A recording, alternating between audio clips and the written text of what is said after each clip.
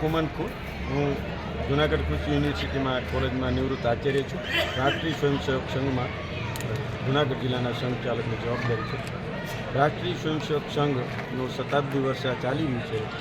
એના નિમિત્તે અનેક કાર્યક્રમો હિન્દુ જાગરણ માટેના થઈ રહ્યા છે. હિન્દુઓને સંસ્કાર આપવા માટેના, સંગઠિત કરવા માટેના કાર્યક્રમ થઈ રહ્યા છે. એના ભાગરૂપે ભારતભરમાં આજે મંડળ સ્તરના, એટલે એક મંડળ એટલે 7, 8, 9 ગામોનું મંડળ, એ સ્તરના હિન્દુ લોકો એ એક સાથે મળે અને જે હિન્દુ સમાજની અંદર જે નિસ્વાર્થ ભાવે સેવા કરતા નાના નાના વ્યક્તિઓનું સન્માન થાય અને હિન્દુમાં એકતાનો ભાવ જગાવવા માટે આખા ભારતમાં આ કાર્યક્રમ ચાલી રહ્યો છે.